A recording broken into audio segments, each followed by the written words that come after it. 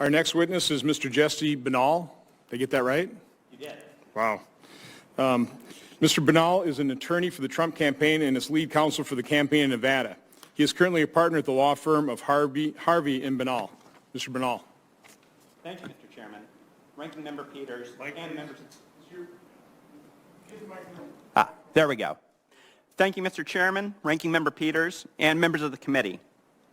This year, thousands upon thousands of Nevada voters had their voices canceled out by election fraud and invalid ballots.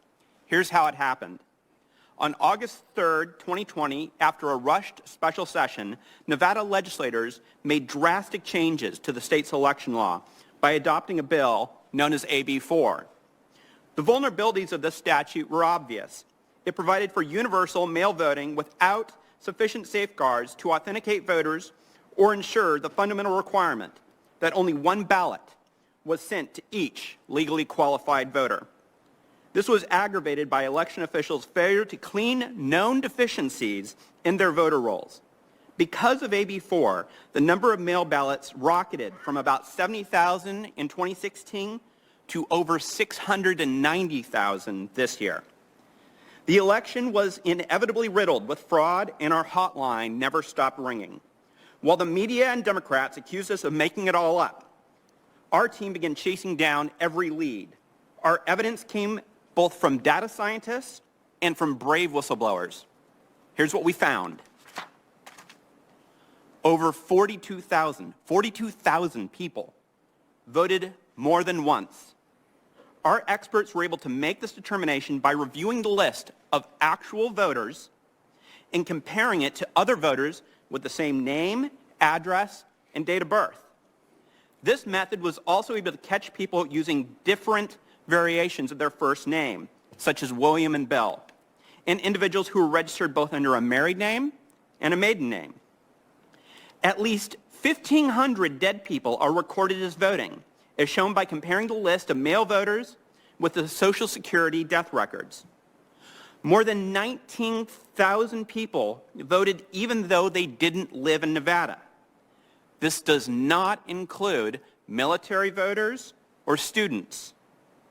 These voters were identified by comparing the list of voters with the U.S. Postal Service's National Change of Address database, among other sources. About 8,000 people voted from non-existent addresses.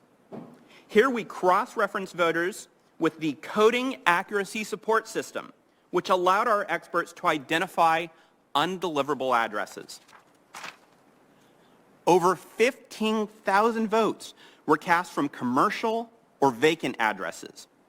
Our experts found these voters by analyzing official U.S. Postal Service records that flag non-residential addresses and addresses vacant for more than 90 days. Incredibly, almost 4,000 non-citizens also voted, as determined by comparing official DMV records of non-citizens to the list of actual voters in the 2020 election. The list goes on. All in all, our experts identified 130,000 unique instances of voter fraud in Nevada. But the actual number is almost certainly higher. Our data scientists made these calculations not by estimations or statistical sampling, but by analyzing and comparing the list of actual voters with other lists, most of which are publicly available. To put it simply, they explained their methods so others could check their work. Our evidence has never been refuted, only ignored. 2 Clark County technical employees came forward completely independent of each other and explained that they discovered that the number of votes recorded by voting machines and stored on USB drives would change between the time the polls were closed at night and when they were reopened the next morning. In other words, votes were literally appearing and disappearing in the dead of night. When we attempted to verify the integrity of these voting machines, we were allowed only a useless visual inspection of the outside of a USB drive. We were denied a forensic examination. Finally, our investigation also uncovered a campaign to illegally incentivize votes from marginalized populations by requiring people to prove that they voted to receive raffle tickets for gift cards, televisions, and more. Our determined team verified these irregularities without any of the tools of law enforcement, such as grand jury, subpoenas, or FBI agents. Instead, we had less than a month to use critical thinking and elbow grease to compile our evidence. We tried to obtain testimony or documents from Clark County officials, but they obstructed and stonewalled.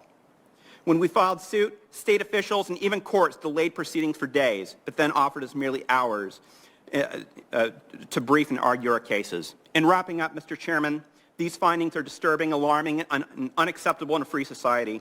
Our free and fair election tradition is a precious treasure that we are charged with protecting. Government by the consent of the governed is hard to win and easy to lose. Every single time a fraudulent or illegal vote is cast, the vote of an honest citizen is canceled out. Thank you. Thank you, Mr. Binnall.